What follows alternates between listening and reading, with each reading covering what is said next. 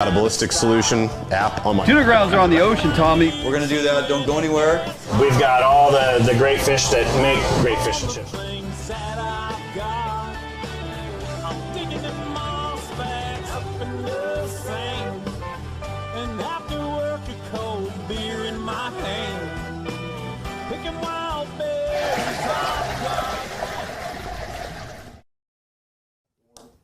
Hey, good evening again. Welcome to Fish on Northwest. Wayne England and Mike Olson. Mike Olson Outdoors. You guys have seen him in here before.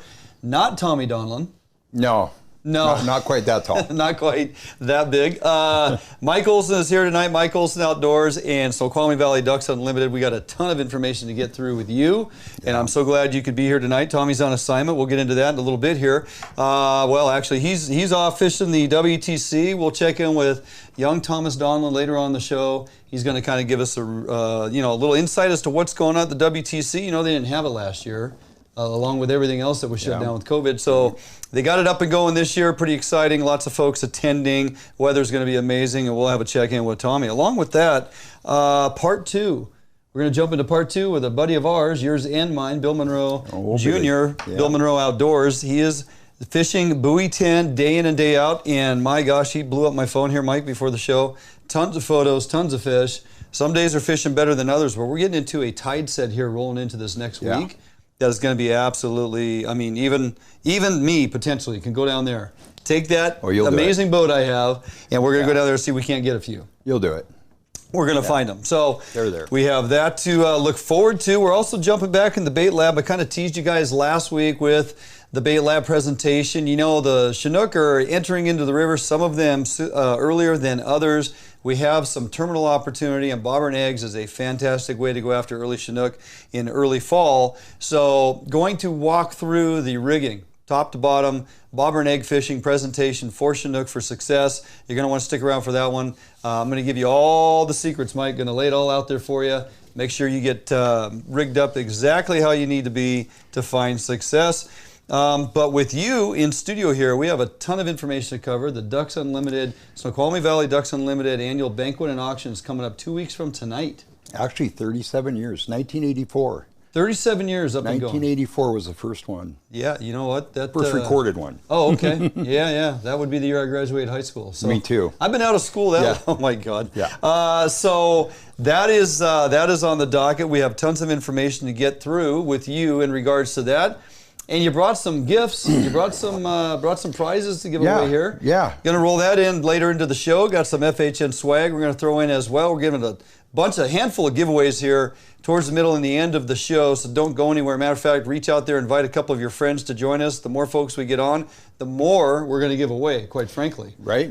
We want to get over, we got to get at least over 100 folks here tonight. So start sending this out to all your buddies. Tell them to jump on here either via Facebook or our YouTube channel.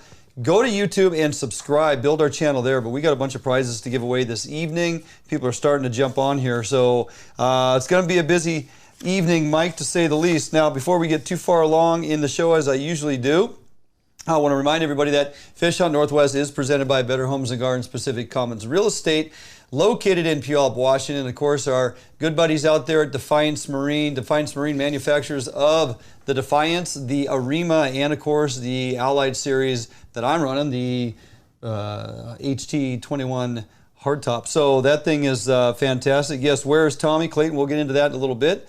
So got some boating needs, want to buy new or used or get some repairs, check out Defiance Marine at defiancemarine.com.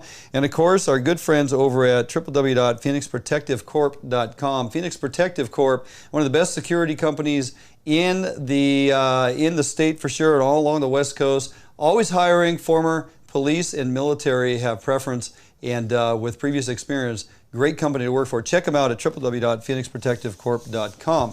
Now, along with all we need to talk about here, Mike, we have a few bits of notes and information we want to get to for you folks to pay attention to. A couple things going on that I thought were worth mentioning. One, WDFW details a new pilot program for Westside elk hunters. You hunt elk? Yes. You do? Yeah. Rifle hunt? Rifle and Bethel. Okay. Yeah. Okay. Yeah. Well, this actually is something you can take advantage of. So we have an issue here in certain areas within Washington State with hoof rot. right?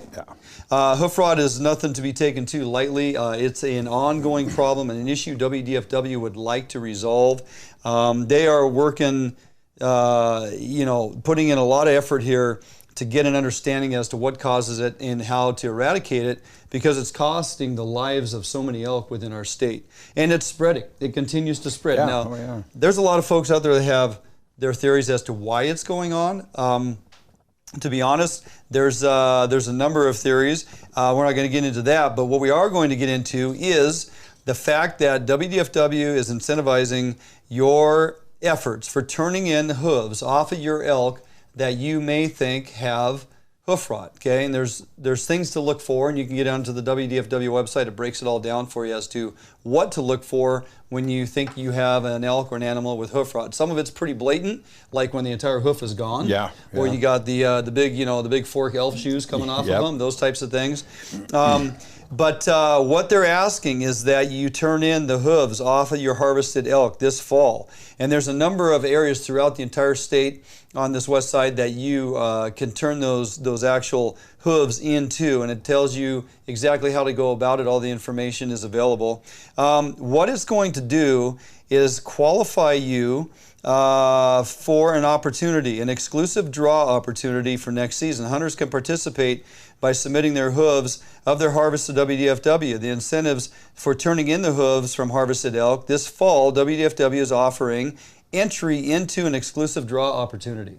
So simply by putting forth the effort of turning in hooves that you think perhaps may be affected by hoof rot, they are going to, if it qualifies you, if they actually have hoof rot, it's going to qualify you for an exclusive draw opportunity, okay? All the information about this, for more information on what disease looks like and how to go about understanding what it truly is all about, simply Google WDFW and type in elk hoof disease incentive permit.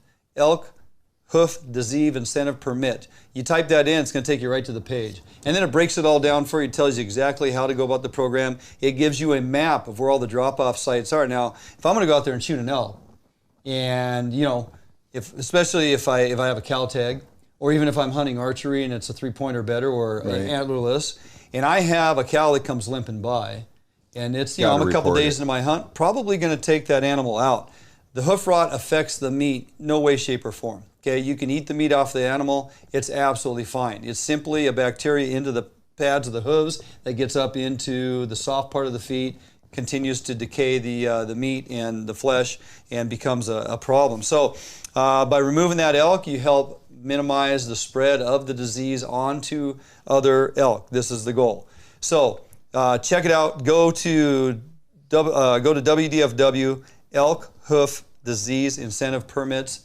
Type that in. You're going to come up with all the information that is going to get you involved in the program. You can turn in your hooves. Maybe you qualify for a fantastic hunt. And better yet, help slow it down. Help slow it down. They need to get this taken care of. Now, whether you're on the fence of thinking, or on the side of it's the timber company spraying in the woods, or there's a lot of theories out there. We're not going to get into all that. I'm sure folks will be chiming in here, but let's do our part. If you're going to take an elk, go ahead and submit those hooves. Okay, something else going on now. Folks often kind of ask, in the realm of budget and things going on at WDFW and monies and allocations and programs, got any updates? And yes, we certainly do, because we stay in contact with folks constantly to try and get information to bring to you folks. So the commission recently at their August 6th meeting, Mike, determined which funding measures for WDFW going into 2022 they're going to forward on to legislation, let them haggle over it, and eventually push to the governor to sign, right? They're now listing the monies they want to have in the budget. They justify what the monies are for, and then they want to get the nod from legislation, say yes, you can have these funds for these programs moving forward into 2022. Some of the ones that kind of stand out, $8.9 million they're asking for maintenance funding needs. That's for ongoing maintenance. $9 million for emerging needs. So those would be some of the unforeseens, right? They want to have that cash cow sitting there. $4 million for ongoing expenditures, and there's a whole list of things I'm not going to bore you with. But there's a list of items, and it's $8 million here, $9 million here, and thus the one thing that they made a note to say is that the commission postponed until their August 27th meeting. So this will be coming up at the end of the month. I'm going to be very curious to see where this lands, because this is not the first time we've heard something like this, and it's been kicked around time and time again, and it usually falls on deaf ears. But they're going to decide whether or not to request funding for implement of Columbia River salmon fisheries policy objectives, including efforts to buy back Columbia River commercial gill nets. Now, how many times have we heard this? Yeah, years and years. Yeah. Fishing licenses, and continue the development, the study of alternative gear. Now, if you guys have followed us for a couple of years, you know, Tommy and I have had this discussion multiple times, and this has been, you know, pushed through groups CCA and NSIA and a handful of others, trying to remove the gill nets off of the main stem Columbia. We had it going in that direction. They did an about face. We have them back in the main stem now at certain times of the year. So here we are. The commission is deciding on the 27th whether or not they're going to allocate those monies, or want those monies to be put into the budget, written into the budget as a line item, and then have the legislators vote on whether or not they're going to support that. The commission also approved they want $68 million requested for capital funding, $2.2 million to continue the Deschutes Watershed Center hatchery work right here in Tumwater, which is a great thing to do, because this hatchery program, they've been dumping a bunch of money into it. They need to finish that program here locally. 14.5 acquired for critical elk habitat near Mount St. Helens. Yeah, we want to see that. So let's please write that one in. And of course, $51 million to match the federal funding for the Duckabush Estuary Restoration Project, which is 38 acres of critical salmon, wetland habitat, watershed in Hood Canal. Another extremely important one, because we need that habitat restoration in Hood Canal. It's the only way we're going to get some of those runs potentially returning that continue to hamper our ability to target hatchery fish in certain parts of Puget Sound and Hood Canal. Yeah, Hood Canal's hurting too. Yeah, so if you understand the way that all works, we want to see the rebound of some of those strains of fish to allow us to target other strains of fish when they're kind of commingled out there in certain areas of Puget Sound. Yeah.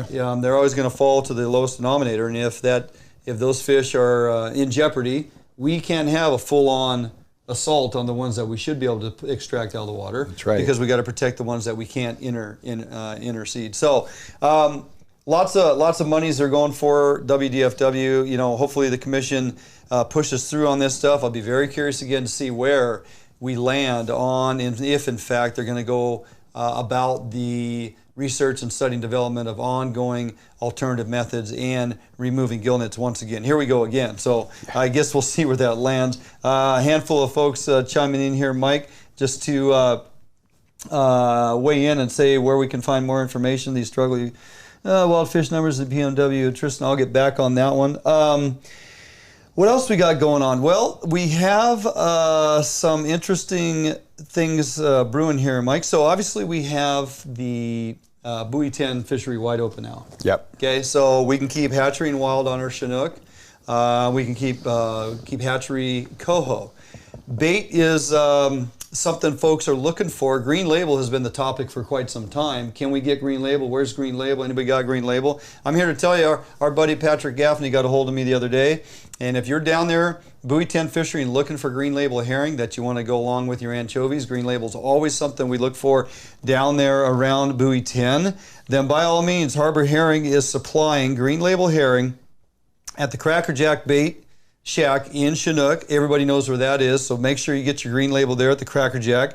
And also Tackle Time over in Warrenton, Astoria. So Tackle Time on the other side of the river as well will carry the Harbor Herring green label herring. According to Patrick, there's going to be plenty to go around. They should have no problem filling the needs, even with this next week here, this tide set where I'm heading down there, I think is going to be some of the highest pressure on Buoy 10, hands down. Yeah.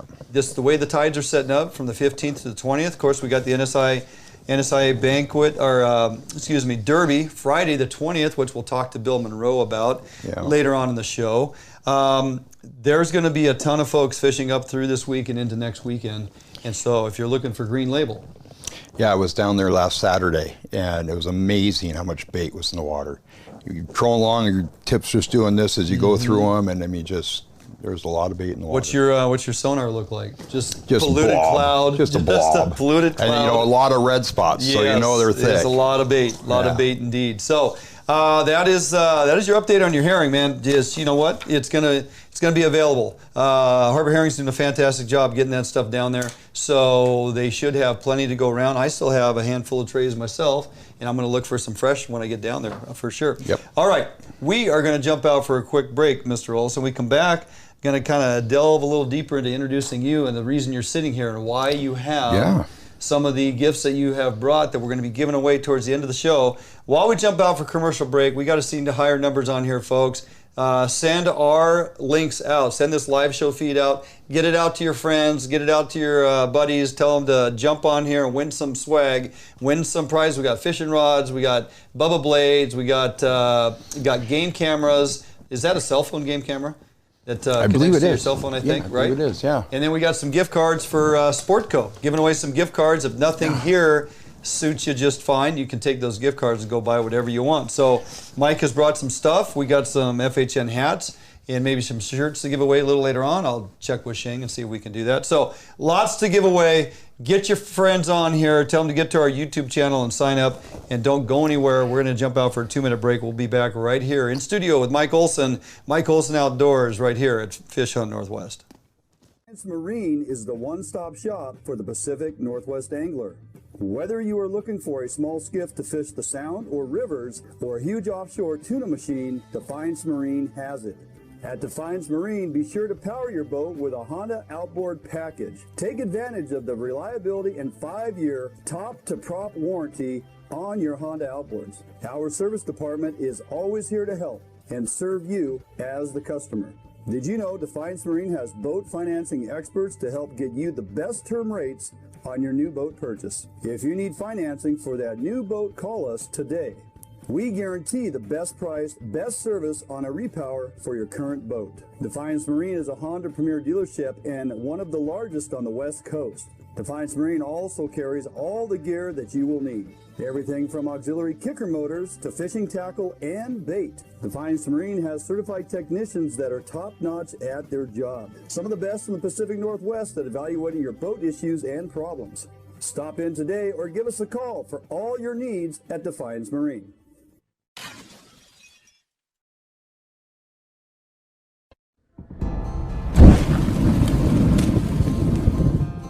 Today, the need for quality private security services is at an all-time high. Contract Security Service provides day-to-day peace of mind as they protect people and property. Here at Phoenix, we provide service for multiple state and federal contracts with services ranging from uniform, patrol, alarm monitoring, canine detection, executive protection, as well as investigative work. Phoenix client management models are built on understanding our clients' security needs and responding with a tailored program that is best fit for them. Phoenix provides excellent customer service through well-trained, highly motivated security professionals. Recruiting highly qualified officers is the first step in building a strong team. Currently, we are comprised of 70% prior law enforcement and military veterans. If you are prior military or law enforcement, go to www.phoenixprotectivecorps.com and apply today. Hey, welcome back, Fish Hunt Northwest, Dwayne England, and co-host duties tonight fall onto this man right here, Mike Olson, Mike Olson Outdoors. Here, also representing Ducks Unlimited, and that's tonight. Yeah, that's the big reason we got you in here. We got a pretty large-scale, well-known event coming up here 2 weeks from tonight. We will not be here in studio 2 weeks from tonight. We will be at up the casino. At the casino. Snoqualmie Valley Ducks Unlimited putting on their annual banquet and auction and fundraiser and huge event. You said at the start of the show, 37 years. Yeah, 37 years. You know, it's the Snoqualmie Valley has been duck heaven forever. Yeah. So you know a lot of these guys, you know, and this event has evolved from hotel rooms, you know, hotel conference room to what it is now. And this is, I mean, we're probably going to hit, we're hoping to hit 300 people. We're going to have huge, I mean, silent auction that will just blow your socks off. Yeah. Yeah, 200 items or more, you know. It's For the silent auction. for just the silent auction, yeah. And a number of those are guns. Yeah, we'll probably, I think we're going to be giving away probably in the range of probably 40 guns. 40 guns. Yeah, and different with auctions and sponsorships and stuff like that, but yeah. So persons not having attended this before, they walk in the door, what can they expect? Big eyes. Big eyes, because as soon as you walk in, we have rows of tables of silent auction, outdoor gear to, I mean, pretty much everything, mainly outdoor gear. It's pretty eye-opening, all this stuff, our raffle tables. So we do a raffle, we have, I think, 7 tables, 8 tables. We'll have duck tables, and these tables, they have everything you need. So if you win a duck table, you're winning decoys, camouflage, optics, a shotgun, everything you need. If you want to start duck hunting and you win that table, you're good. Same with the goose table. So we have 2 of those duck tables. Yeah. The goose table, same thing, gun and all the gear. Big game table, a nice rifle, and all the stuff you need. It's pretty impressive, even for the people that don't do a lot of hunting. We got like a camping. I think we got a camping or hiking where you got trekking poles and you got a handgun. Yeah, and it just we have probably over $100,000 worth of merchandise that's going to go out the door. To go out the door. So we have the auction. You have a raffle. You have a silent auction? Silent, live, and a raffle, sponsor board where you can get on that and win guns as it progresses. If I want to attend this function, if I go, two weeks from tonight, I want to be there, what do I need to do? You can go right on to the Facebook, Snoqualmie Valley, Ducks Unlimited. You can go to Ducks Unlimited Washington. Just search it on the internet, click on events, you'll see us there. You can buy online, you can buy at the door. There's single pricing, couples pricing. You can buy a whole table, bring 10 of your friends. Yeah, and you have a good time. So you don't necessarily have to purchase a table. You can purchase a solo seat, you can purchase a couples. Right. And you'll find seating in there, and you can join in on any and all of the events or items you're talking about. You get dinner, right? There's a bar, there's dinner, there's drinks, dinner, and the whole deal. Yeah, and to make things a little funner, what we do is we have 2 bars, and from 5:30 to about 7, drinks are on us. Drinks are free. 5:30 to 7. Yeah. I get it. So And then we sit down and we have a dinner, buffet style. And then during that, we do our duck stuff and talk and a little bit, and then we roll right into that live auction with we got Stokes out there as our auctioneer, and they do it for us every year. They do a great job, and we'll have to go through some of those live auction items. Go ahead. All right. Let's talk about a few of them. Yeah. Because they're pretty impressive. I mean, you guys got a whole itinerary here that's just, from start to finish. It just keeps moving right on through. And some of these hunting opportunities, fishing opportunities, trips, right? Multi-person trips. You guys got all kinds of stuff they'll auction off. Oh, yeah. We got, so we have a goose hunt for 4 with CT, over CT Guide Service over Moses Lake. That's a good one. I think that one happens every year. That's 100% donation. MK over there, Wainucci, and local so we got here. 2 days fishing over there with him. We're 2 people. Okay. That's a nice trip. That's a nice weekend of fishing. We got the pheasant hunt, 2-day, 1-night pheasant hunt over Little Canyon Ranch. That's over in Peck, Idaho. We got a big gun safe. I don't know if we're putting stuff in it yet, but we got a big gun safe. You're auctioning off a large gun safe? Yeah, we got custom wheels, your choice. Oh. Yeah, you just get on online, pick out what you want. Loophole optics. We got an optic setup that spotting scope, rangefinder, binoculars, a scope, and I believe we're putting it on a gun, an .6 or something to go with that. Oh, that's one price pack. That's the one package, and we're looking for, last year we had a bear hunt with that, so we're seeing if we can't find that. I think we got one, but we're still just fine-tuning this stuff. Yeah. We got a cast and blast with Nate down on the Rogue River. Oh, wow. Yeah, Nate's Rogue River Adventures. That's a beautiful trip. Don't you guys have an Argentina dove hunt again, and a Texas hog hunt, and Elk Lake Resort Montana adventure? Yeah, that's beautiful. That's beautiful over there. That's a new one this year for us.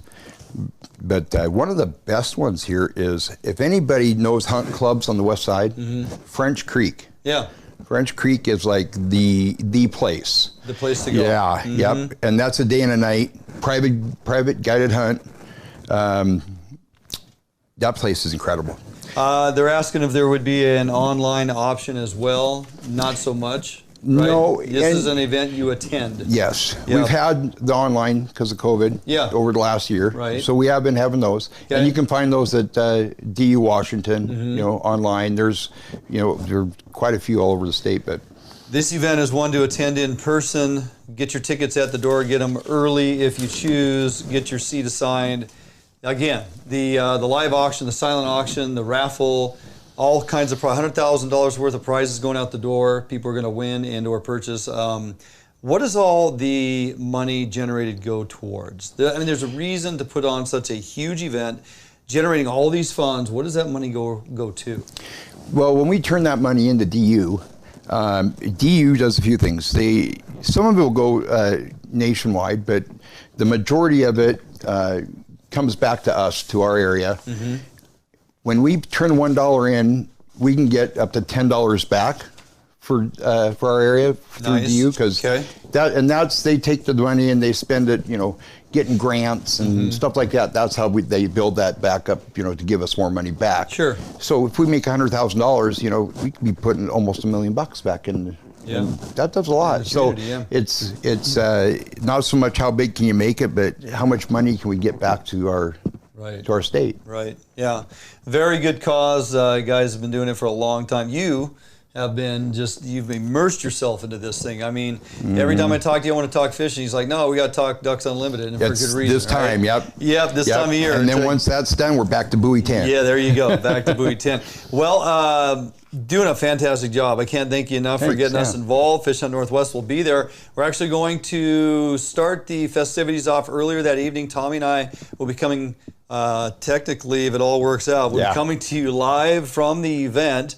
Gonna tie in with Mike, gonna do a little walk around, show you what you're missing if you're not planning to show up. It's gonna be one heck of an event. So we are gonna be there 2 weeks from now. 2 weeks from now, we'll be there live as it begins, and periodic check-ins throughout the evening. So for once, we'll be out of this studio on a Thursday night, which is going to be kind of nice. So looking forward to it. It's going to be a great event. Can't wait to it's going to be fun. Going to be a fun time. Yeah. Right on. So, okay, with that, we do have prizes on behalf of Mike Olson and Mike Olson Outdoors that will be given away later in the show. You need to stick around for that. These are just going to be giveaways. It's going to be easier than you can even imagine how to win some of this stuff. But we need to get you folks to get out there, throw our information out there, get your folks to jump on here via YouTube and or Facebook. Go to our YouTube channel, subscribe, hit that like and follow on Facebook. Let's build our numbers tonight. That's what the giveaways are all about. So I want to see some numbers ticking up here on the old register, and we will start giving stuff away. Okay, jump out for a quick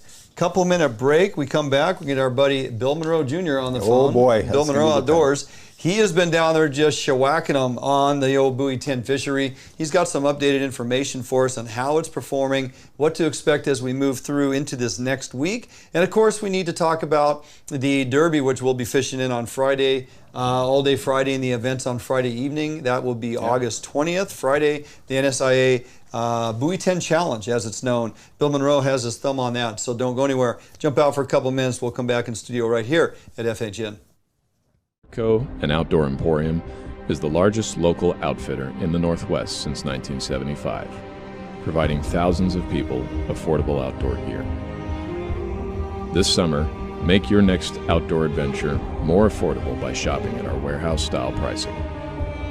We are a local Scotty dealer, offering sales, service, and repair. Located in Fife and Seattle, come visit us today. The outdoors await you.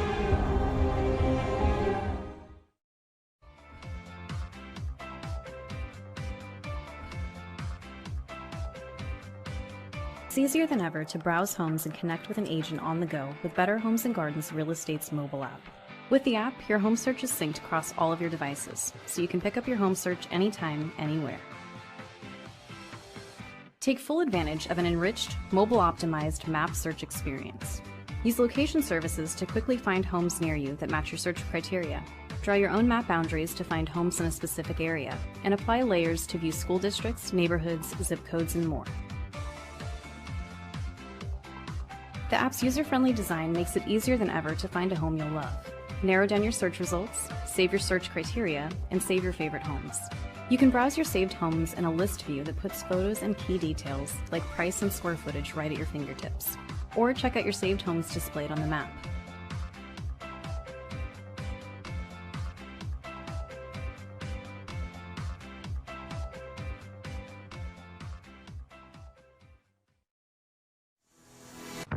Yep, for sure. Oh yeah, big fish. Yeah, buddy. Nice fish. Oh, beauty. Gorgeous fish. Bobby's on the board. We got a good one. Oh, yeah. Oh, Oh, geez, come on. nice fish. Nice fish.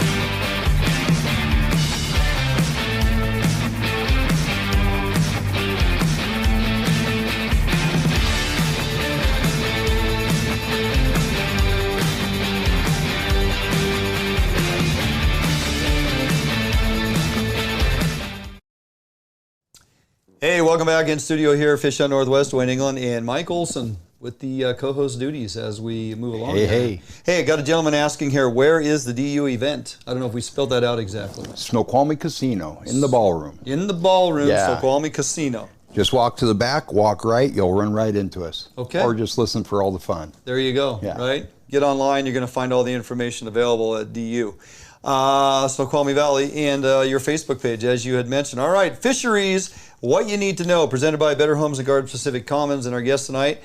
He was with us last week. We're doing part 2, and Bill Monroe Jr., Bill Monroe Outdoors. Hey, welcome back, bud. Hello, boys. How are you? We're doing great. Doing good. Not as good as you. Good stuff. Not as good as you. You have been absolutely littering the floor of your boat with chrome the last several days. It's been really, really productive. Things are like starting to remind me of the good old days, and I'm not quite going to go down like full on back when I was a kid in the 90s and early 2000s, but this is something's happening, and it's kind of nice to see. First and foremost, what is, you've been out in the ocean most of the days. You were in river today. What kind of water temperature are we looking at down there in that lower Columbia estuary area? Well, it's crazy. You know, I've been out in the ocean and we're hitting like 52, 54 on upwelling days. Sometimes I find like a patch of 62-ish. Mm-hmm. And then this morning I'm like, wow, 10-foot swells. I'm going to stay inside. That's a little dangerous. Yeah. And then I'm fishing like automatically. I switch over to just Chinook only, and I hit 72 water this morning, and that was just kind of blew me away. And sure enough, I mean, I didn't even have a first rod in the water, and I had a fish on. Wow. Granted, it was on a spinner, but I was prepared for that with a little bit warmer presentation, right? Hardware is what you think of. Yeah. So that really works into my next, as we peel this back and you give all the information away. We are over 70 degrees. Are you running hardware all the way around? You dare putting any bait in, and if so, how are you presenting it? So no, I am doing half and half. Okay. I'm running. This morning was 7 rods, because that's what I do. Sure. Yep. But we ran 3 spinners and 4 bait. Okay. Anchovies was on top again as far as the bait go. I didn't get a single fish on herring, but that's not to say it wouldn't work. Sure. But anchovies is your natural presentation, even in this warm climate that we're because they're in there too. Yeah. You know, the anchovies are in that warm stuff. But then the spinners up in the bow of the boat that were suspended, they worked. They did a lot of work today, and I expect that to keep up because, I mean, even super baits are working because of this warm, warm water baits. So the hardware is just making a pretty good showing. Sure. Super baits or spin fish or any and all of the above, and if so, what color patterns? Chrome, chartreuse, what's the go-to? Well, chrome and red and gold are my favorite little spin fishers. Super baits is red with little hot tamale. I really like a blue tip rainbow spinner. That's it right there, and that was really good today. So all those colors are pretty primary. Now, a lot of people are running green because they think green is kind of the way to go. And I'm kind of that anti-chartreuse guy just because, you know, that's obviously what I've started. Sure. Today, however, you know, admittedly, I couldn't get a fish on a red flasher on a BMK. It's just it wasn't happening. And this ultra bright sunlight just got me. And that's really not what the BMK is kind of made for. It's made for some cloudiness and some overcast. So I switched over to a chrome, just pure chrome flasher with my bait, and that started working. So I left that on. Okay. Yeah. Are we running triangles all the way around? You doing any 360s out the back, or what's... Oh, yeah, no. 360s are with my spinners and my spin fish. Yeah. Gotcha. Yep. Okay. Yep. And what's your leader length on that hardware with the 360? 34-inch or so? Yeah, well, I got a 30-inch leader at the bottom of my Pro Troll, and I like it to swing kind of fast. So I shortened that 24-inch bump line above the Pro Troll up to 18. Oh.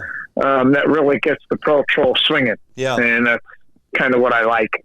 Gotcha. I don't do the in Tillamook. I like to, you know, when you go to a different area. Yeah. I like to slope way down. Yeah. Because we don't have as much current there. Lots of action then. Yeah.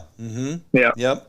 What kind of leads do you having to run with 7 rods? What's your spreading? What's your spacing? we got a 16, 12, 10 pattern going on right now. It's doing pretty good. You swing 16 ounces up in the front, though, it really starts to become quite interesting. Yeah. Some guys are running 20s, and that's a lot of work. Yeah, it sure is. So, moving into this next week here, let's start Monday through Friday. I don't know, maybe because I'm going to be fishing down there. So we'll just dial it in Monday through Friday with that tide set. The Dwayne England secret, you know, hey, let's not hide the fact that the tides are getting smaller, so things are looking pretty good. Yeah.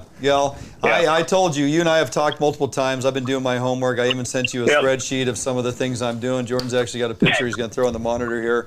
Just kind of my go-to in movement to start off the...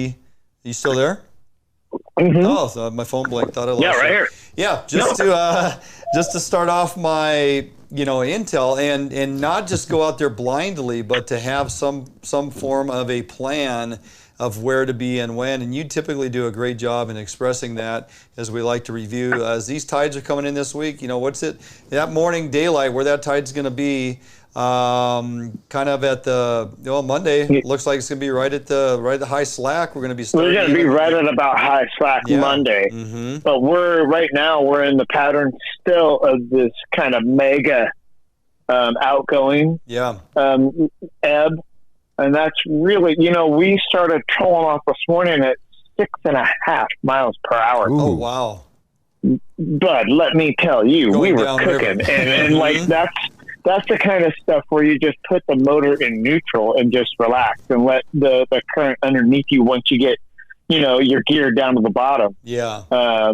You just let that do its work because, we're cruising. Now, Monday looks really good because it's going to not only be a smaller tide, but you're going to have a high slack. And then we're all going to want to be, Monday is quite literally the first day we're all looking to go sit our butts at the buoy. These incoming floods that we've been seeing lately in the afternoon, people have been forced to do the the afternoon shift sometime because the flood is late. Oh. And they've been going out and fish starting at noon and fishing until like 6 p.m. And that's a rough go, but it's been working. Right. It's been working. Based on the tide. Yeah. Where did you start your troll this morning? With that long outgo ebb that you had going on and pushing you 6 miles an hour downriver? Where did you actually drop lines in, and how far down did you go? Mostly we started at the Washington side. We started at, we like to call it over there, the Red Roof. Yep. Or the RV park just below the bridge. Sure. Yep. And we just let that baby carry us anywhere. We did numerous turns on it, but we started in 25 foot of water, and we ended up, pushing on our second and third run over into that 40 foot water, into the deeper segments. Mm-hmm. And that really worked. Now, me, I like to troll on the bottom. It takes a lot to get my gear down, but that's what I like to do. Fish deep.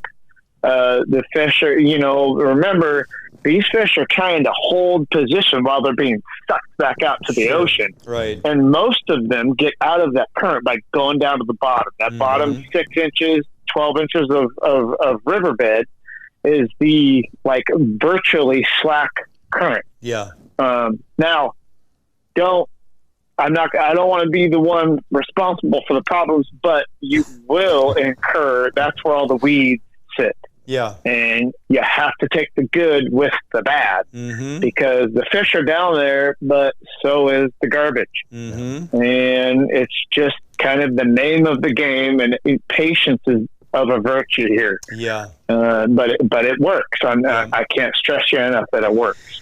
Real quickly, before we jump into wrapping this up and talking about the actual Derby that's going to take place Friday, all day Friday, and the events Friday evening. A couple folks were asking, when we were talking hardware earlier in the segment, specific spinner and or color, 3.5 or bigger, or what do you have? 3.5 blade with that 30-inch leader. Any Pro Troll is working right now. I just happen to like green. The Chartreuse Pro Troll is my favorite. And I like a blue tip rainbow. That is my go-to when either the sun is out with a gold back or it's cloudy with a silver back. Those are my two change-ups. Gotcha. I do like a Mexican flag. I do like a Mexican hat. But it all has its time and place. But right now I'm on the blue tip rainbow kick, and I'm not going to change what's working. Yeah, for good reason. Yeah. Right? Yeah, look at the pictures on Bill Monroe Outdoors on his Facebook page. You're going to see why he's not changing, because it's polluted with happy persons really holding. Happy persons holding Chinook. Yeah. How about the coho numbers? Seen any increase or uptick in the coho numbers? In the beginning of the years, I like at least the last week of July and the first week of August. I'm not gonna lie, I was worried. I was to the point where I was like, this isn't gonna fly. But like I told you on our last little segment, when we had that 116 in Portland and then 3 days of 100 ahead or behind that, all that water that boiled up in Portland came down into the estuary, went out into the ocean, screwed things up, and places like Newport were on fire, and it was because a lot of those our coho segment for the Columbia River actually left the ocean zone because of that water. Sure. So now, in the last 2 weeks, now that we're on it's August 12th, maybe even the last week, I am back on the bandwagon. It's been beyond what I've ever experienced. I've been doing this is 12 years. I've been fishing for at least 30 of my 40. I've never experienced this to the point where it's at right now. We went out, yesterday we went out in the ocean. We had like 4 or 5 bites by the time I just started trolling, and I thought that was pretty good. And then something happened, and I ran into some stuff in 70 foot of water out in front of the Candlestick north, and all of a sudden birds were everywhere. I was surrounded by birds, and then like all 6 rods went off at once. Oh. I had 6 on, so naturally I put it in neutral. Right. Yeah. And when I did that, it turned into kind of like a tuna bait stop, like live bait stop. And You hate your job, don't you? we got our 14 coho in 45 minutes with that. Did you That get was all incredible. Did you get all 6 of those fish? We got 5. You got 5. 5 out of 6. We got Not 5. too bad. We got 5. One net or Yeah. 2? One net or 2 on board? I wish I had 3. I've never needed to want to have 3, but now I wish I had 3. Yeah. No, we yeah. got them with 2. Yep. Perfect. Well done. Yeah. Hey, Yeah. before we get out of here, let's briefly touch on the NSIA Buoy 10 Challenge coming up Yep. Friday. Yeah. What can you tell us about that? Where do folks need to go to sign up? This is good stuff. This is going on at the Classic County Fairgrounds. Mm-hmm. There's a small entry fee. Everybody's guaranteed to win something, which is cool if you like fishing stuff. Yeah. We are here to make sure that we not only represent the industry, but the opportunity to be able to go out after this resource. And that is our number one goal. Yeah. It's actually to create more fish and have an opportunity to get out there and fish in the first place. And that's what we do. Everybody thinks it's politics and this and that. Well, that's really not the case. Right. What we're here for is the fish and the opportunity that we have in this special part of the world, really. And this is what we do. And this little tournament is going to be a big deal for us because we just want to have a good time and just spread the love with everybody and win a prize and have, big fish, most fish, all sorts of stuff. It's going to be great.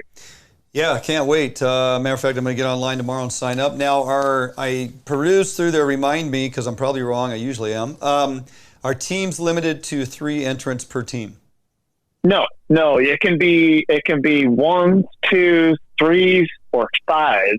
Okay. Because 4s it really doesn't work. Yeah. But yeah, or I think 6 and 7, depending on what kind of boat you want to enter. Sure. It really is limitless. Works pretty good. Okay. All right. I like it. Yeah. Right on, buddy. Yeah. Well, I will be seeing you in a few days for sure as we make our way down there Sunday, get all set up, and start fishing first thing Monday morning. So I'll, when you see the Death Star, the black, complete black, 21-foot Allied Mustang hardtop on your heels. Matter of fact, don't cut the rope that I'm going to hook to your stern. You're just going to tow me around. Is how it's going to work. Just leave it on. Just leave it alone. And just go with the flow. That's Everything's right, fine. Yep. Anyway, appreciate your time, my friend. You're welcome, guys. It's good to talk to you. Mr. Olson, I'll see you. And I'll see you at the tournament on your boat. Yeah, that's right. That's right. We're going to win. We're going to win. I love it. Yeah, we go. guys got to bring paintball gun for that big black boat. Yeah, start keep him away. I'm telling you, I'm hoping he's with that rope is within 100 foot. It's going to be great. Thanks, all right, Bill. buddy. Have a great evening. Talk to you soon. All right, guys. Bye. Thanks. See ya. Take care. Bill Monroe Outdoors. Hey, Mike, he made a point to say multiple times what the number one, and don't say it if you know, what the number one reason for why NSIA and his involvement with NSIA is and putting on the Derby and all the things that they're doing. So what is Bill Monroe Jr.'s number one reason they are putting forth all the effort to get these fish out there for us to go after and whatnot? The first person that types that in here and answers us up on the old messenger, we're going to give away one of your Sport Co. Yeah. Mike Olson Outdoors. And Sport Co. And Sport Co. has provided us with, what are those, $25 or $30 gift card? 25, yeah. $25 There's gift two 25ers there. Okay. So we're going to give this about a minute or so here and see if somebody chimes in with the answer as to what did Bill say. There we go, Bob Wright. Opportunity for fish. There you go. I'm going to write that down. Bob, we're going to reach out to you after the show, or you can simply hit us up on Messenger on Fish Hunt Northwest. Hit us up on Messenger, Bob, with your phone number and your address if you would, and we're going to make sure we get that off in the mail to you. Yep, now you got to go to the DU event and win more stuff. There you go. Courtesy of Mike Olson and Mike Olson Outdoors, and of course Sport Co. $25 gift card coming to you. Now get on here and start spreading this out there. Persons Get them joining up here tonight via Facebook and/or our YouTube channel. We have a few more prizes to give away, obviously, sitting next to Mike. We have more show to get through. So don't go anywhere. We are going to jump out for a couple-minute break here. We come back. We're going to actually be in the bait lab, going to tackle the one I teased about last week, didn't get to because we got too far off the rails here. Proper rigging and technique for fishing bait under a float. I get asked all the time, quite often, when it comes to fishing bait under a float. What's your setup? How do you rig the bobber? You know, how do you put the bobber stop in? Are you dragging weight? We're gonna get the simplest method lined up here for you this evening. I'm gonna put that together from A to Z. Put some bait on there. Show you how I rig my hook. The whole deal. Don't go anywhere. Out for 2 minutes. Back here in the bait lab with a how-to. Right here after this break. Fish Hunt Northwest.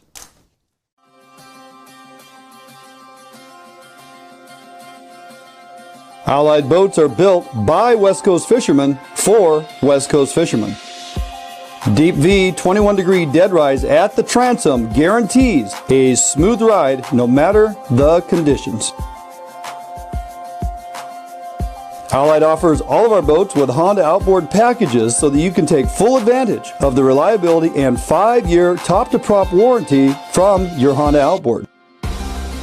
Allied boats range from 19 to 32 foot in length, so no matter what type of heavy gauge boat you are looking for, we have it for you.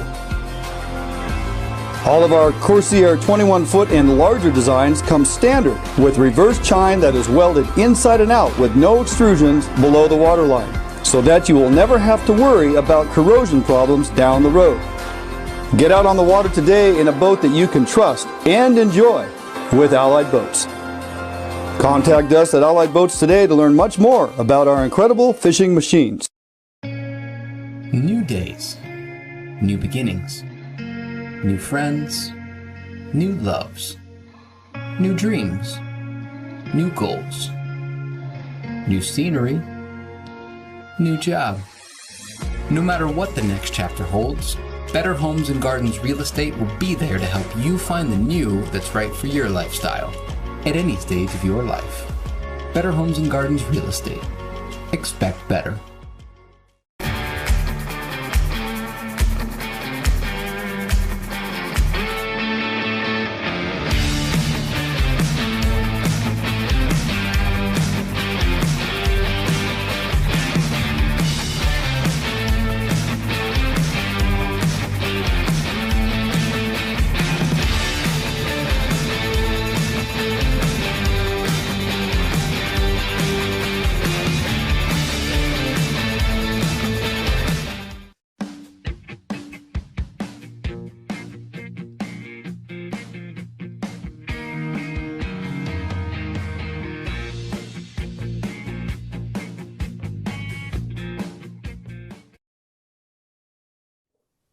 Hey, welcome back to Fish Hunt Northwest. Wayne England here in the bait lab for this week's how-to. This week's how-to presented by Max Lure. Check out everything Max Lure has going on at maxlure.com. Now, often get questions about bobber and egg fishing. It's one of my favorite things to do as we get into the fall. Yeah, we have a lot of salmon out there in the ocean in Puget Sound, and obviously you just got off the phone with Bill Monroe Jr. talking about that Lower Columbia Estuary opportunity.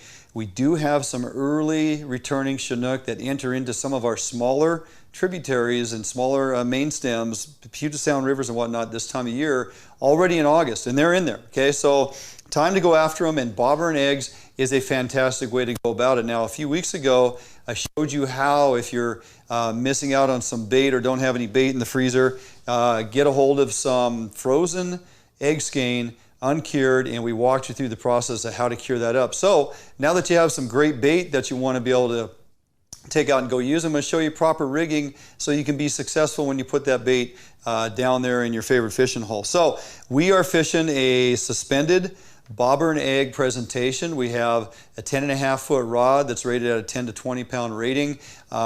Basically, I spool that up with a a bait caster style reel, level line, and we have 50 pound braid on here, at least 50 pound braid, and a pretty stout reel that's going to be upwards about a 22 pound drag. Now, I put on top of that a top shot of monofilament. I like to run at least 25 pound top shot of monofilament this time of year. You don't need to use fluorocarbon by any means. These fish aren't leader shy, and most of these rivers do have a little color into them because of snow melt and silt and those types of things. So we're not gin clear low conditions. We are somewhat low conditions, but not absolutely gin clear. So, 25-pound Maxima works ideal, 25-pound P-line, whatever it is you have that's going to get the job done. And I'm going to run that out about, I go 5 or 6 arm lengths, usually 5 arm lengths, a good 25 feet, because some of those deeper holes, you want to be able to drop that bait right down in there where they're tucked on the bottom, and you don't want it to be coming up too short simply by only putting 10 or 12 feet on there, because your bobber is going to stop against that uni knot when you connect your top shot to your braid. So make sure you put a good 20, 25, 30 feet on there of top shot, depending on how deep you plan to fish. Now, on top of that, or to start off with, we go with one of our rubber, I like to use the Bomac. This is the Bomac rubber bobber stop. Slide that up on the line. So this bobber stop is already here on my top shot, okay?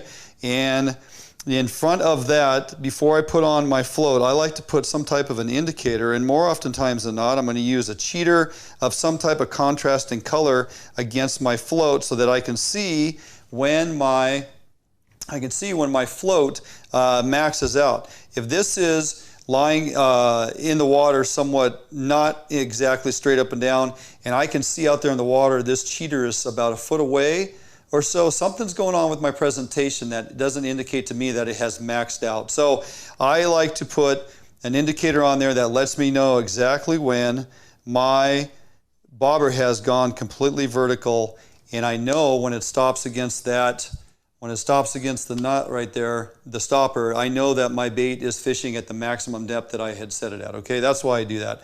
Now, to protect the knot, I'm going to tie on our inline sinker, and the base of the float I put on about a 5 or 6 millimeter bead, tends to get it done, okay? Something I like to do below that bead, before I tie on my inline sinker, is I put on another bobber stop. And the reason for that is, oftentimes your presentation, if you do get hung up, will break.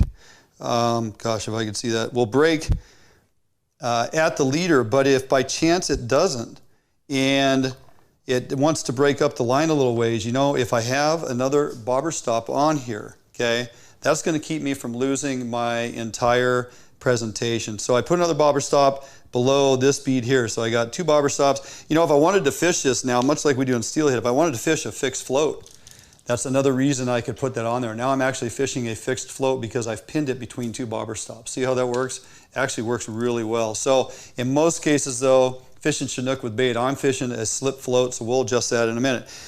Now there's a lot of different ways you can go about putting weight under your float. Now I'm using a 1 ounce Bomac float, and I can couple that with a 5/8 or 3/4 ounce weight. Some folks like to tie a swivel or a snap swivel to go ahead and just then clip on a small cannonball, like a 1/4 ounce sinker or a 1/2 ounce sinker, whatever it is. I don't like anything hanging off the side of my float. I like everything to be directly straight down in line, so when this deploys out into the water and that line slides through, everything is straight up and down. I know exactly what's going on with that float at all times. Sometimes if you have an offsetting weight, your float can ride a little funky, and or it doesn't give you a true indication even when the slightest little bit of something's messing around with it, small fish or what have you, or even some of those big kings, they'll pick up that glob of eggs and they'll swim along with that float, and you may not even realize that anything is going on with your float, except it might get a little bit of side twitch action like this, okay? If you have that happening multiple times throughout the day and you're not hooking fish, every once in a while you just need to go for broke and get a hook set in on that when that float starts twitching a little bit. It doesn't always, just because you're fishing large Chinook, doesn't mean that the float's going to drain every time. They'll pick that up and swim along with it, and you may not get anything more than a float kind of twitching along. When it does that, sometimes you got to lay the hammer down. So things to think about: if you are offset with your weights and whatnot, your float may not ride perfectly straight up and down. That's really the key for successful float fishing, is to watch your float at all times and look to make sure nothing is setting it off to the side, because it's either a fish or you're dragging bottom.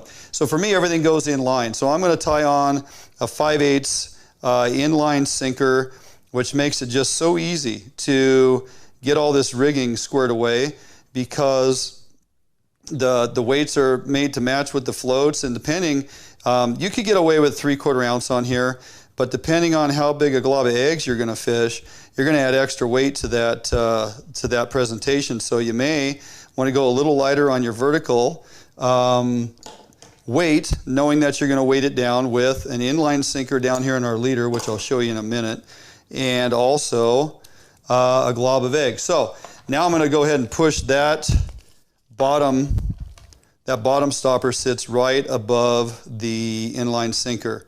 The bead is there to protect it from that float hitting on there constantly. And now my overall depth, knowing that my float's going to be, or my leader's going to be about 18 inches or so, if I'm going to fish 5 feet, I'm going to push this up the line 3.5, 4 feet, and I'm going to have 18 inches of leader underneath, okay? So that just set my depth. So now I know when everything slides through that float, this is going to get down to depth, or my presentation will get down to depth. So one thing I do like to do is somehow put some weight on, I got an 18 to 20 inch leader here.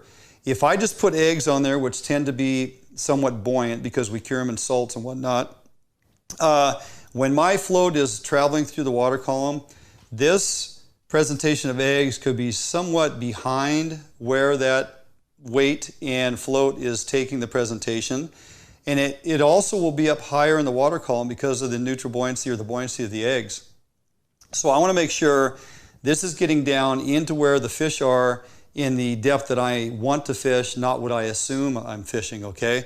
So a midline weight on your leader is important. Some guys don't do it. I have always been an advocate of it, and I think it really aids you in success. There's a number of ways you can do it. Some guys like to put these big egg sinkers on the middle of their line. Some guys like to crimp on some split shot. Anytime you crimp a split shot onto your line, you take a chance of putting a little nick in your leader, okay? Especially now if you're using fluorocarbon leader, you definitely don't want to have anything on there that's going to be a potential break point. So the easiest thing for me, and one of the most convenient, and it tends to not get hung up, even if you set your depth too deep and you're on a new piece of water and you set it too deep and you go out there and your presentation's dragging the bottom, to help prevent getting caught up. Now I could hang one of these big egg sinkers on here, but they tend to grab a lot of stuff. So I take my hollow core lead and I simply cut about an inch piece or so and slide that right down on top of the bobber stop that I put on my leader. So there you are, midway on your leader, and you got an inline, little very cylindrical, non-snagging kind of a weight on there, very low profile. If this does drag on the bottom, it's kind of like a stick lead. It's just not going to really get hung up all that much. But more so, if you do have fish that are somewhat leader shy or they're staying away from your presentation because they see those big leads on there and whatnot, this is so minor in profile that it gets the job done. That is about almost a 1/4 ounce. It gets the eggs right down, and you don't have to worry about it hanging up on stuff. The fish don't seem to mind it. Been fishing it for a number of years. Again, you just put a bobber stop on your leader and then slide that piece of hollow core down. It doesn't take much, maybe about an inch long or so. And then we're just going to connect this fluorocarbon leader. This is 25-pound fluorocarbon. And when it comes to monofilament or fluorocarbon, they're both 25-pound.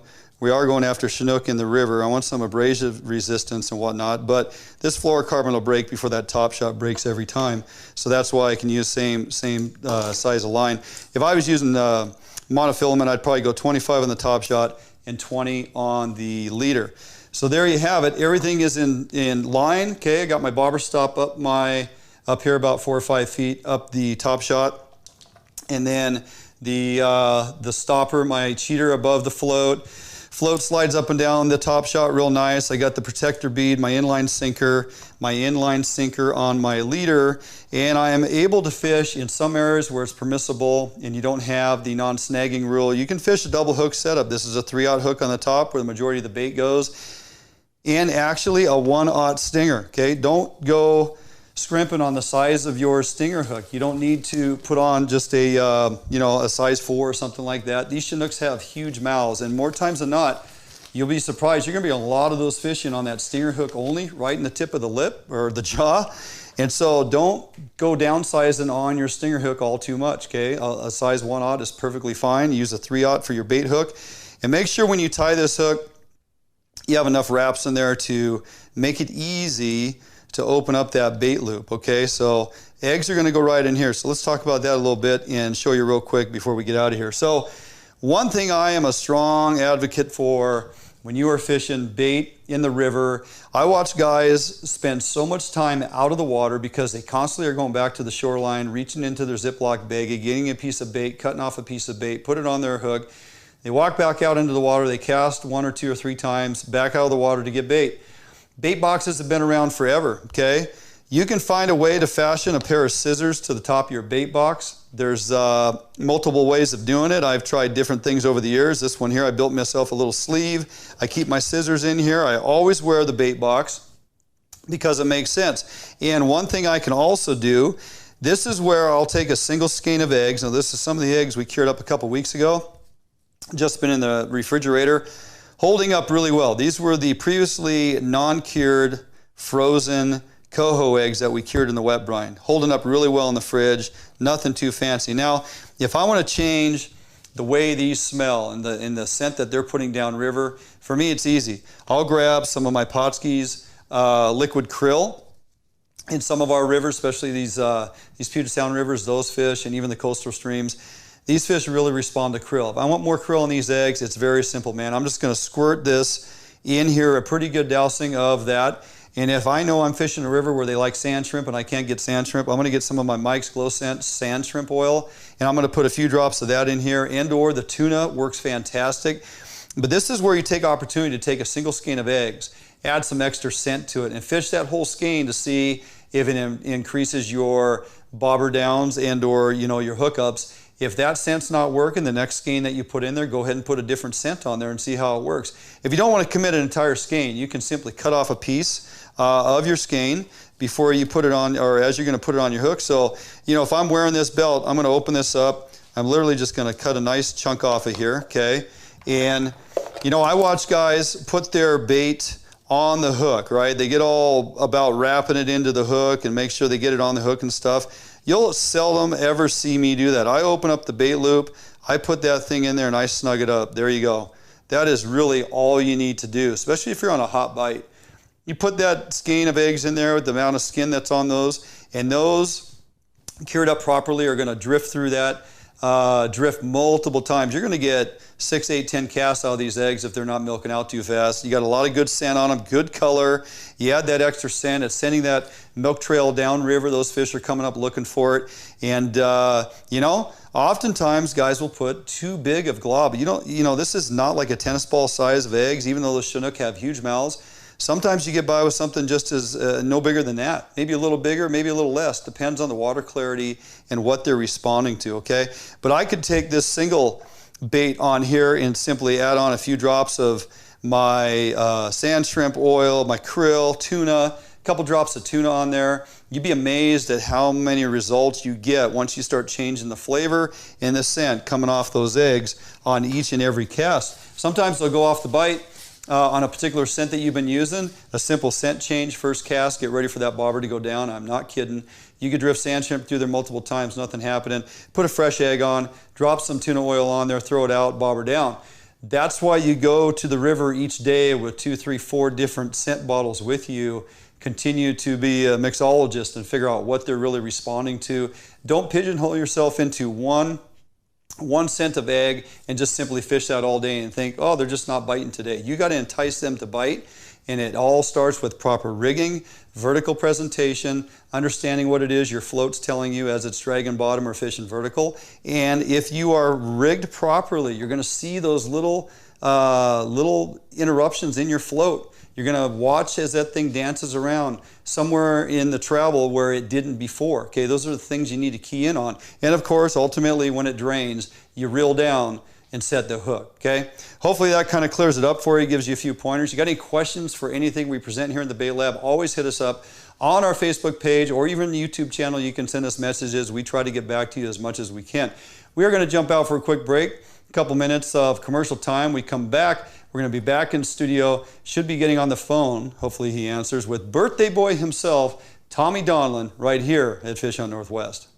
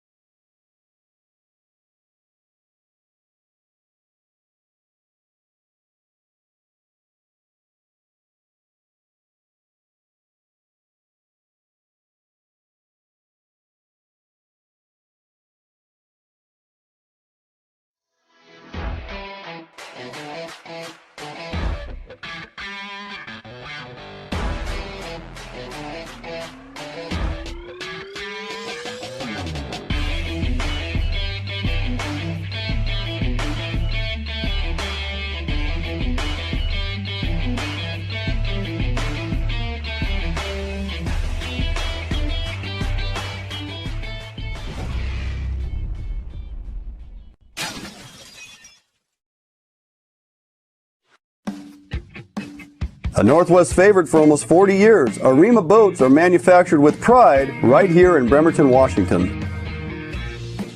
Arima Boats offers all of our boats with Honda outboard packages so that you can take full advantage of the reliability and 5-year top-to-prop warranty from your Honda outboard.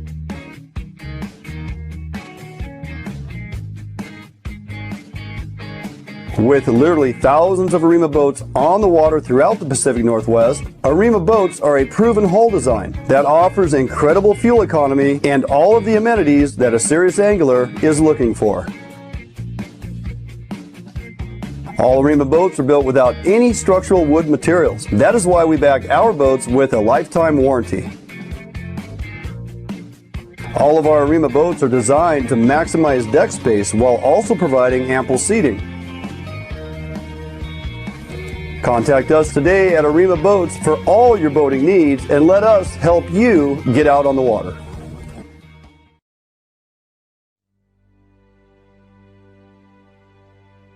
End of Watch Ride to Remember is a group from the state of Washington traveling across the country to honor fallen officers from 2019. End of Watch organizer Jagrut Shah says they want to show departments who've lost partners and friends they are not alone. I wanted to bridge this gap that we have and bring back to the department, let the deputies or the officers know that their lost has not been forgotten. In 2019, 146 officers were killed in the line of duty, and End of Watch Ride to Remember is on a mission to pay their respects to each of them.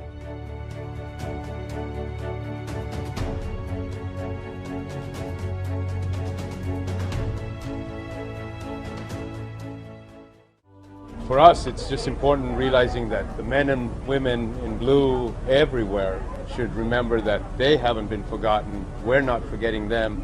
We want the families to know that their loved ones have not been forgotten.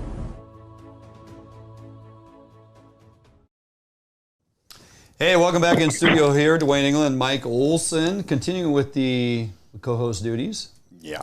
You're a lot better Tommy. looking than my normal co-host, you know? Yeah. Yeah. He's a lot better looking. Yeah. There you go. Hey, we got to give a big shout out here to Tommy Donlin. Happy birthday, buddy. Gosh, you don't look anything like 50, but man, you sure wear it well. We're not saying. Well, thank you, I think. Yeah. So, hey, there's a reason you're not in studio tonight. It's not just because it's your birthday and you're enjoying a little time away, but you are actually back down kind of where we were last weekend when we ventured out to the tuna grounds and had a fantastic outing, bringing that content soon here in the next few weeks. But before you get there, you are attending a little-known event known as the WTC. Yes, the Washington Tuna Classic, and it started in 2009, and I fished every single one of them.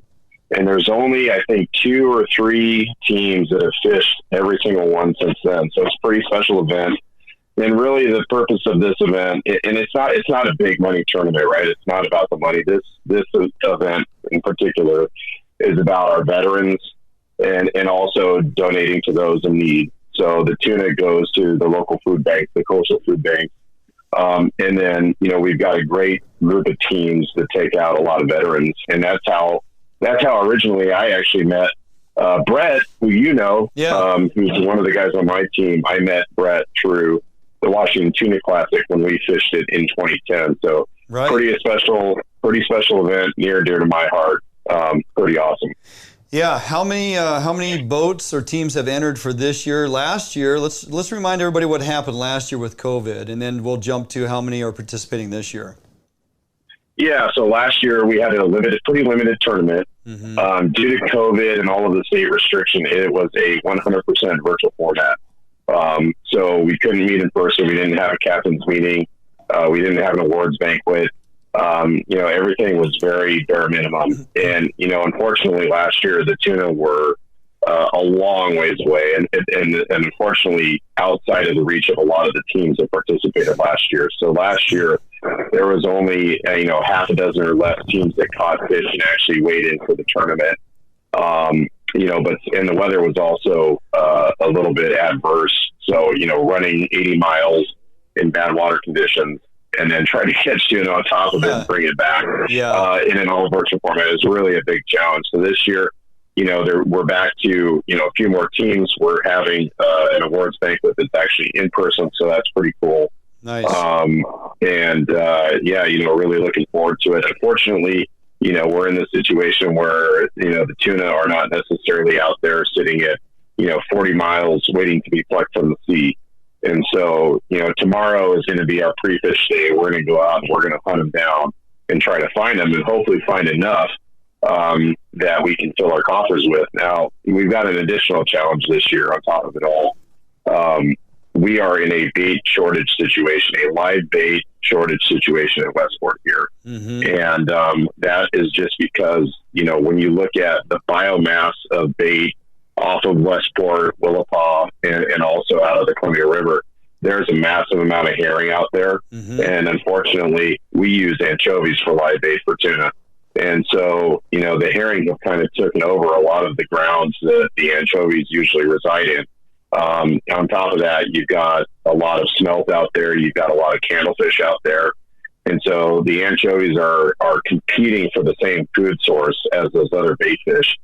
And so, you've got the situation where it's been really hard for Westport Seafoods to procure the bait that basically feeds our tournament and also all of the sport fishermen. And so we are in a ration situation. And as we went out last weekend, and even though we were on a charter trip with Jason Takayoshi on Pacific Blue Water Sport Fishing, we could only take one scoop of bait. Yeah. Okay. So as a 6-pack boat, one scoop of bait. As a larger charter, an overnight charter, like say the Ranger, those guys are allowed 6 scoops of bait because they're doing kind of a 3-day trip. Mm-hmm. And so it's and unfortunately we got to make it viable for the charters, right? Those guys are there to make a living and they do this day in and day out. So we got to support them. And unfortunately there's just not enough live bait to be able to sell to everyone. And between the weather, anchovies, as a lot of people know, it's got to be the most fragile live bait possible out there. So, trying to go out and first find the limited source that is out there and then be able to wrap it, load it into the boat, get it back to port and put it in the pens. It doesn't have a great survival rate, especially if the water's rough. And then on top of that, there's just not a lot of that source out there. So this year, first time ever, it is a dead bait tournament. You cannot fish live bait at all. Doesn't matter if you catch it yourself or not. You cannot fish live bait. So that's the new dynamic to this tournament. Yeah, so that's a game changer for everybody hitting the water, and you and I briefly talked about that. But kind of give us a rundown. What's the go-to plan as you get out on the tuna grounds and start trolling and searching? What's the presentation? What's that look like? Yeah, so this, given the fact that we're not going to have live bait, it really changes the dynamic, and it really forces teams to use a lot of those other presentations that, maybe they don't rely on because they don't have to, right? And those would include jigging, swim baits, and trolling, right? My normal game is I'm going to troll as little as possible. I'm going to go out there and I'm going to troll, 3, maybe 4 lines. And then as soon as I hook up on the troll, I'm going to be dumping live bait into the water. And I've got, 5 other guys that have live baits hooked up, and they're sending them out there and they're getting hooked up on live bait. And then with the 115-gallon bait tank that I have on my 29 Defiance Guadalupe, right, I can keep those fish with me wherever I go. And so I just drift.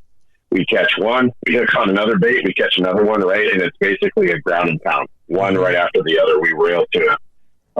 That's not what we're going to be able to do this year. And so it's a combination of being able to present, the right dead bait. And there is some nuances to fishing dead bait as well.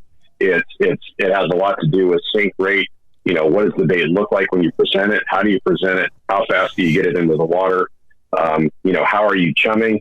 Is the dead bait floating? Is it sinking?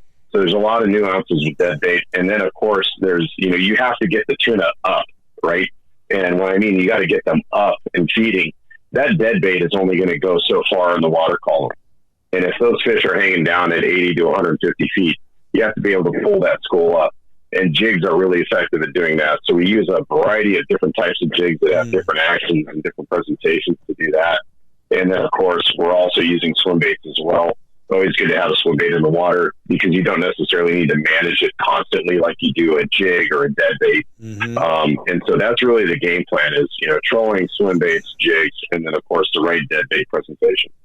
Is tomorrow is that considered a big fish Friday or side pots or anything like that going into the Friday pre-fish for the actual, Derby day?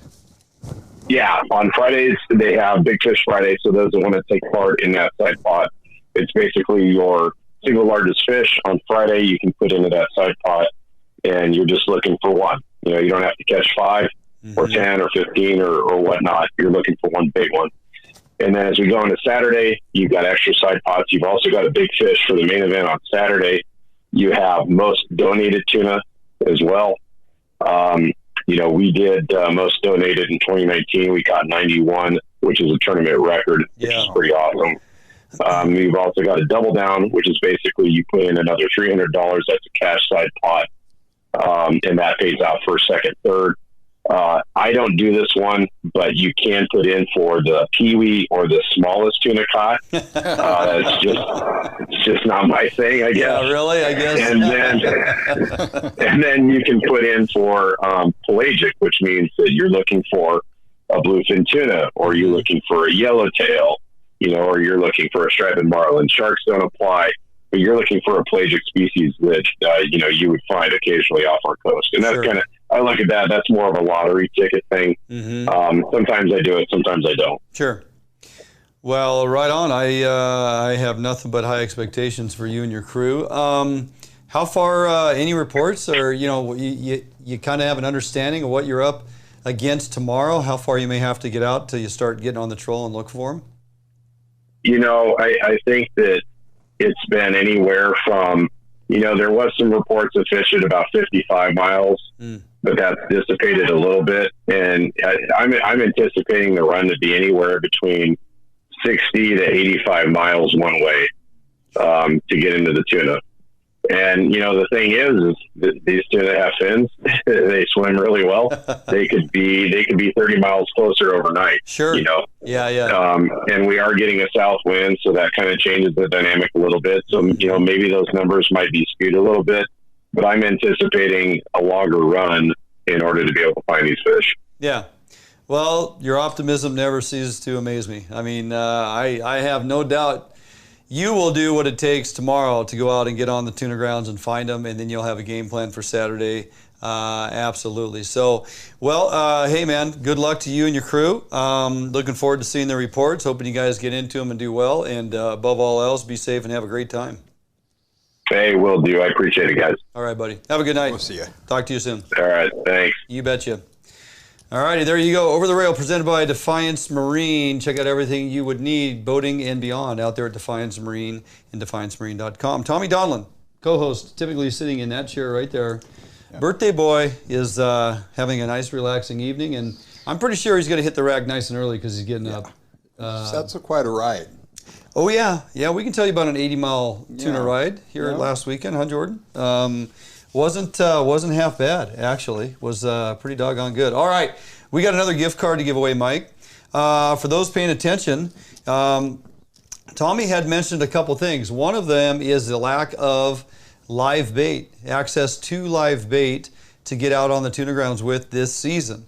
He did, in fact, mention that charters do have access to live bait. How much live bait can they get when they pull up next to the bait dock out there at Westport? If they're a charter running out to get on the tuna grounds, how much bait are they getting before they hit the water on the open, wide blue ocean? We'll see if somebody pops that in here real quick. You been tuna fishing before? No, I haven't. You've never gotten out tuna fishing? I've seen them a few years back when they were really close. Yeah. But, I had multiple times of one scoop, Bob Moore. There you go. First in to get that in, one scoop, Bob Moore. Bob, if you would please message us here on Facebook Messenger. We're going to send you a $25 gift card from Sportco, courtesy of Sportco and Mike Olson. And Outdoor Emporium. And Outdoor Emporium. Make sure you spend more. Yes, be sure you spend more. 25 will get you into the door, that's for sure. Some folks are throwing 2 scoops on here. I think they're thinking Raisin Bran right? Probably. Huh? Yeah, probably. Don't you think? Yeah. One more question before we get into our last segment and get the rest of the stuff. What do you want to give away? What do you want to give away? We have. Here's a 7-foot light, ultralight here, isn't it? Ultralight? Yeah, I got a. Yeah, ultralight, 7-footer. Okay, piece. Berkeley trout rod. You got some line that goes on. It's a rod reel combination. Going to give that away. What is the first thing Tommy does when they hook up on the troll? What is the first thing Tommy does on his boat when they hook up on the troll? They're trolling along. They get one of those troll rigs to go up. What's the first thing he's going to do? See if there's somebody that answers on this one here. Going to give this fishing rod away, 7-foot trout rod and reel combination. Dance. Yep. Toss live bait. Toss live bait. They get on a bait stop. They're throwing live bait. Bob Wright, he won earlier. Of course, I never did say that you only get one shot at this. So, Bob, we're going to send you a rod and reel combination. And I probably already have your information. And if I don't, please get it on there via Messenger, Facebook. Hey, we're going to jump out for a quick break. We come back. We have a Bubba Blade combo set to give away. We have a Game Trail camera, which I believe is a Bluetooth to your phone type of a connection. It's a higher end. I don't know if that one's getting out of here or not. Right? Yeah. And then, of course, we got a couple FHN hats. We're going to throw in some camel patterns here of your choosing to go along with our Ducks Unlimited evening here with Mike Olson, supporting Ducks Unlimited Snoqualmie Valley. And please take some time, go to their Facebook page and check out what they have coming up 2 weeks from tonight. Yeah. The annual banquet and auction. Going to be a fantastic event. Is that a dress-up occasion? You know, a button-up shirt? Some people don't, but majority of people, look nice. It's it's a nicer event. Yeah. And we'll go into a little bit of the food here if we can. And I'll let you. That might entice some of you guys out there to come in. And there you go. A lot of warm hors d'oeuvres going around. Okay, we are going to jump out for a quick break. We got some really good stuff to give away here, but I ain't giving away nothing unless we get our numbers back up over 75 people. So as we get out for a break, you folks better get out there, start sending your links to folks to jump on and join us on the show tonight. You have a couple minutes to do so. Tell them to join us here on Facebook and or our YouTube channel. Have them subscribe, do us a favor, and give us some help. Okay, jump out for a 2-minute break, Mike. We come back, we're going to close out the show and give away the rest of those prizes right here at Fish Hunt Northwest. Defiance boats are built without any structural wood materials. That is why we back our boats with a lifetime warranty. All of our Defiance boats come standard with large fish boxes that are fully insulated so that you can ice your fish properly all day. Defiance boats feature a 21 to 22 degree dead rise at the transom and a large reverse chine for incredible handling and stability offshore. Defiance boats are foam flotation filled and unsinkable for the ultimate in safety while fishing offshore. Defiance boats feature fuel-efficient hull designs with large fuel tank capacity so that you can have maximum fuel range for making long offshore runs completely safe and affordable. All Defiance boats come standard with self-bailing decks for improved safety while at sea. Defiance Boat offers all our boats with Honda outboard packages so that you can take full advantage of the reliability and 5-year top-to-prop warranty from your Honda outboard. Defiance Boats for all your boating needs, and let us help you get out on the water.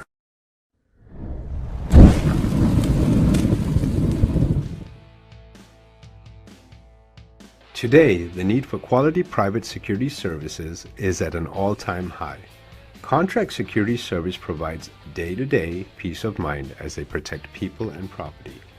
Phoenix Protective Corporation strives for excellence. Above all, Phoenix security officers are managed by leaders trained to inspire and encourage greatness. Here at Phoenix, we provide service for multiple state and federal contracts, with service ranging from uniform, patrol, alarm monitoring, canine detection, executive protection, as well as investigative work. We here at Phoenix are looking for highly motivated individuals to apply. If you're a vet, retired or active, and would like to work with us, please apply. Hey, welcome back in studio as we wind down and close out the show here. My buddy Mike Olson Outdoors, of course, here promoting Ducks Unlimited, Snoqualmie Valley Ducks Unlimited annual banquet and auction, silent auction, live auction, and of course raffle. I mean, it's a heck of an evening. Folks are asking how much it costs. Look, it's an amazing dinner, free bar, free drinks from 6 to 7:30. What'd you say? 5:30 to 7. 5:30 to 7. Free drinks and an amazing dinner. Plus, you get access to all the festivities throughout the night, the giveaways, the raffles, all those things that you can purchase additional into. But for single person, $175. Couple, only $225. The cost of everything is so much anymore right now, Mike. If Sherry and I go out to dinner, it's well over $100. And prawn skewers and all the good stuff, the hors d'oeuvres. I mean, the food is amazing. Good dinner. Yeah. You're gonna spend a couple $100 to get in the door, but once you do, I'm telling you, just if you did nothing else but come attend the event, enjoy it, have a real nice dinner with your significant other, and have free drinks for the first hour and a half or so. You'll be back next year. You'll enjoy your evening, hands down. And it's a nice event. And you'll be with like-minded people that like to talk about guns, talk about hunting, and winning guns. And fishing trips and everything else. So can't hardly go wrong, man. It's not bad at all. That's right. Okay. Where is the event being held? First person to answer that is going to win that Bubba Blade combo set. Where is this event we've been talking about this evening, Ducks Unlimited banquet and auction, silent auction, and also raffle? There's a location where this event, Snoqualmie Casino, Little Wig, 111. You know that person? All right. Little Wig, 111. Little Wig with a big win. Yeah, okay. Bubba Blade. Okay, got that written down. Little Wig, go ahead and message us up. Phone number, address, so we can get you that info, or get Mike that info, and we can get that stuff shipped off to you. So, Snoqualmie Casino, that is correct. So, you said at the start of the show about how many attendees you already have, and there's room for how many? We can do 350. Pay a little extra money, move the stage back, we can do another 100. Oh, wow. So so get your tickets. And, comes to a great cause. Great time. You know, I really like the fact that you said, $1 earned or put into this turns around to earn $10 back into what it is DU does, right? Yeah. So they're going to take that money, invest it, turn around, and no, don't email me. Go ahead and get on Messenger. Or if you're not on Facebook, send it to me via email on our fish hunt. NW.com. Yep, www.fishhuntnw.com is a means of getting me your info as well. And or simply jump to Facebook and hit us up on Messenger, and we can gather your information there as well. I need phone number and, of course, address, so we can go ahead and ship that to you. What else do we got to give away? You got something? Oh! I'm just going to leave that right there. Are you really? Yeah, I know what you're going to do with it. We'll make it pass. Oh, yeah. We got a couple hats to give away, all right? We got a couple hats to give away. I did a bait presentation, a rigging presentation earlier, if you were paying attention. So the question, Mike, is going to be the eggs that I showed in that presentation, vertical presentation, in the bait lab here this evening. How did I cure those eggs a couple weeks ago? I made a mention on it. Maybe you caught that. Maybe you saw me actually cure them on the show a couple weeks ago. Those eggs that I showed this evening, how did I cure those on the show a couple weeks ago? Brine. Yes, that is true. I guess I didn't say wet or dry. We don't do a dry brine. We do a pre-frozen thaw and in the brine. Yep. But what is that? Chiam? That is rolling way too fast. Let me get that. Chiam, S-A-E-T-E-U-R.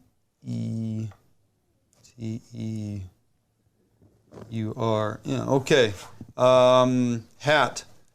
Which FHN hat do you want? We got some camel patterns. We have a brown. We have a black and gray, black and blue-ish.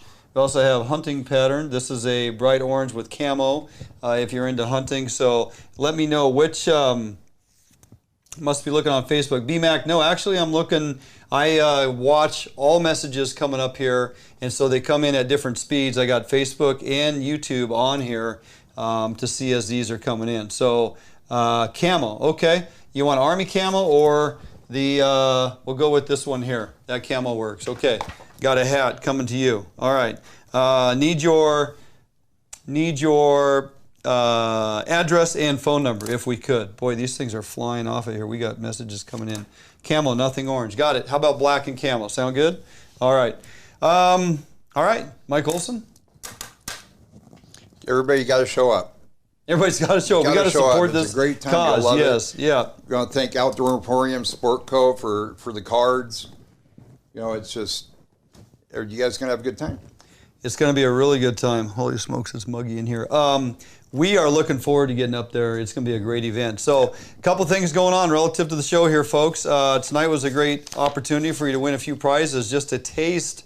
This is from Mike Olson and Mike Olson Outdoors and Sportco and Outdoor Emporium.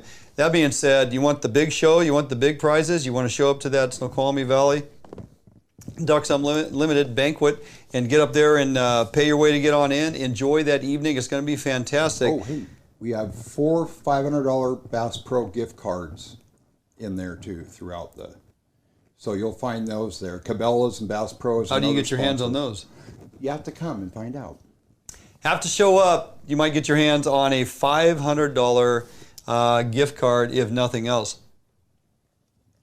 And a $500 Sportco Outdoor. Oh, $500 Sportco Outdoor. There's Emporium. one of those. Okay. Told you it's this big. just keeps getting better, man. Yeah. You're going to have coolers with guns in them. You're going to have, I mean, there's all kinds of craziness going on. You just don't know what you're going to walk out with. That being said, we'll be up there live in 2 weeks, bringing this to you if you can attend. Next week, we will also be out of studio. We are a full week down there at Buoy 10, fishing daily, Monday through Friday. Going to, if you were with us earlier, we had Bill Monroe Jr. on the phone. We talked about the NSIA Buoy 10 Challenge, annual event down there. We are attending that derby all day long Friday, attending the festivities Friday evening. So no live show in studio next week, but we're going to do our very best throughout the week to bring you guys some live content while we're out there on the water. Hopefully we can get going on the mornings and get the camera rolling. We'll be getting into some fish while you're sitting at work, and we can take you along for the ride. So next week, live action on the water, Buoy 10, Lower Columbia, out of Astoria. And then, of course, the following week, we will have the event brought to you by Fish Hunt Northwest and Mike Olson Outdoors and Ducks Unlimited up there at the casino. So looking forward to all that. It's going to be a busy couple weeks. We won't be here in studio, so don't look for us, but we got a lot of stuff going on.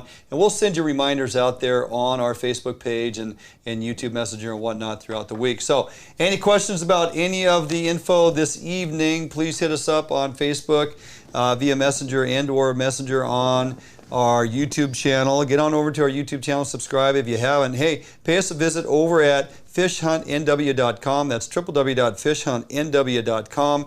Look at all our swag in the store.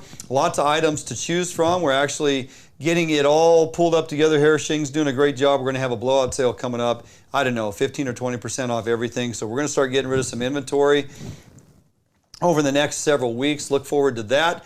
And we'll have a handful of those Jingle and Jig shirts that'll be blowing out the door as well. Lots going on at Fish Hunt Northwest, so pay us a visit, www.fishhuntnw.com. With that, Mike Olson, I want to thank you for spending a little time in the studio this evening. Absolutely.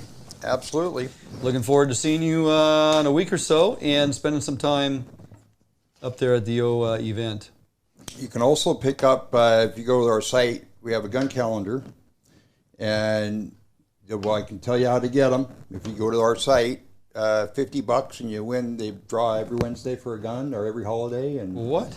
Anyway, more to come. Come to the site.